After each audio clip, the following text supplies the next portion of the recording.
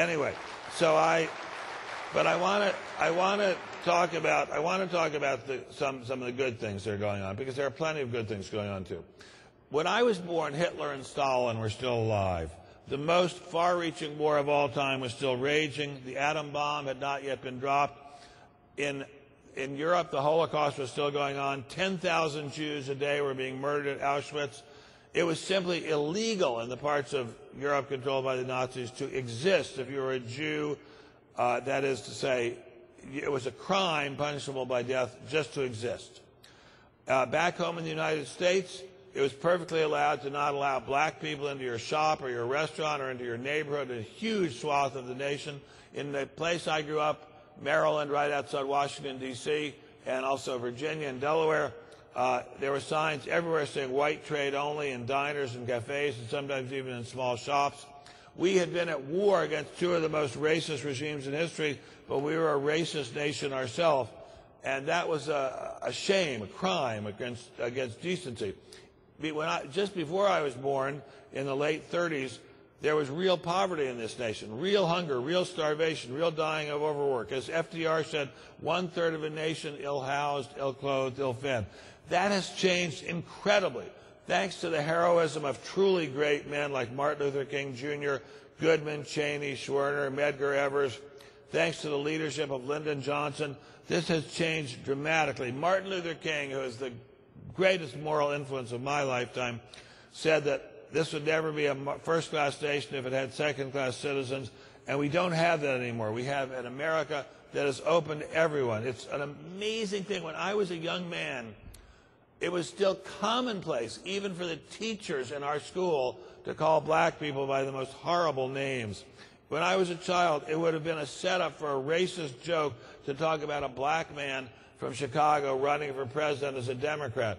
That has changed dramatically. The change in prosperity has been phenomenal. The change in opportunity for women, Hispanics, Asians, Jews, just phenomenal. And as I was saying a second ago, prosperity, phenomenal. Real income probably 5 times what it was in 1929. The average house being built now, of course they can't sell it, but the average house being built now is 2.5 times as big as the average house in 1955. Even people in poverty in America have cars and air conditioning and color TV. We have a great deal of progress under our belt. But we have serious problems. I already mentioned the credit problem, which is a really bad problem. We have a completely incompetent federal fiscal policy, lowering taxes for the rich when the rich, by definition, are rich, has led to a real serious problem with deficits. The supply side is lovely as a theory. It would be wonderful if it were true. Unfortunately, in real life, it doesn't work. So the Republican Party has pretty much been captured and then destroyed by that ideology. That's a real big crisis.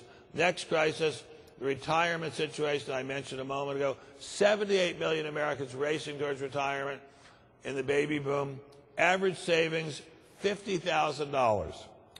If you include home equity, 2 years ago it was about $115,000. Now it's about $90,000. Many are rich. There are many in the sense of many, maybe a few million are rich. But 40% of the baby boom generation, that's your parents, have no meaningful savings at all.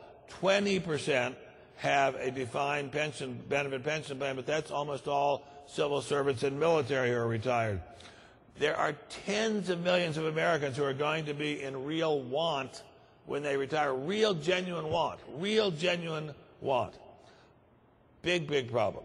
And this country is not rich enough to tax you guys. We'd like to. We older people would like to tax you guys enough so we could all be rich in retirement, but we just can't. There's just not enough money out there. Make more money so we can tax it away from you quick. Anyway, second problem, Medicare. The liabilities of Medicare actuarially bankrupt the nation right now. That is, if you discounted all the liabilities of Medicare down to the present value, net present value, they would exceed the total wealth of the nation. Every bit of business intelligence software, every bit of stock in Microsoft, well, that's not so much anymore, but every bit of flat screen color TV, every bit of private jet airplanes, every bit of condominiums in Sandpoint, Idaho, Every single thing in this country, if you put it in a big bond, would not pay for the cost of Medicare. Big problem. Third, and that's, by the way, that's with many people still not covered by that adequately. Third, massive trade gap. We borrow $1.5 billion a day just for oil. What can the future be like when we're paying even more than that? Of course, oil is falling rapidly, but we know it fluctuates. What's going to happen when people say, when one day the Chinese wake up and say, we're not going to start buying dollars today. We're just going to, that's it. We've had it with the dollar. We're not buying it anymore. Big problem. What's going to happen then? Our balance of payments problem, which started as a little trickle, has become a mighty flood. It's a real serious problem.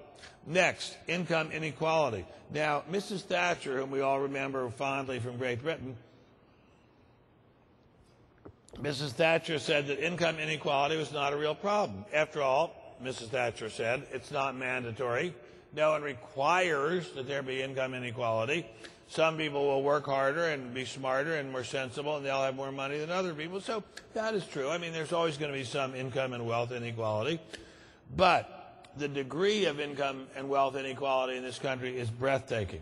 In 2005, the last year for which we have full data, the top 0.1% of Americans, the top 0.1%, including their families, is roughly 300,000 people, of course, earned more than the bottom 200 million.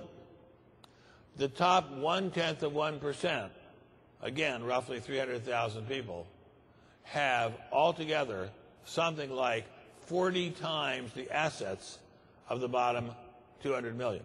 The top 0.1% own about 45% of all the wealth in this country. That's a serious inequality. We also have an education crisis. For years, we had rising test scores in this country. It seemed as if we were just going to, everybody was just going to become smarter and smarter and smarter. And then in the early 70s, this all started to fall apart. We started to have falling test scores, stagnant test scores in many parts of the country, disastrous lack of knowledge among our young people. These problems are especially bad among minorities in this country, who are soon going to be the majority in this country, and how we're going to fight inequality in any meaningful way with these problems with education, I really don't know. Education, as everyone in this room knows, is the key element in human capital.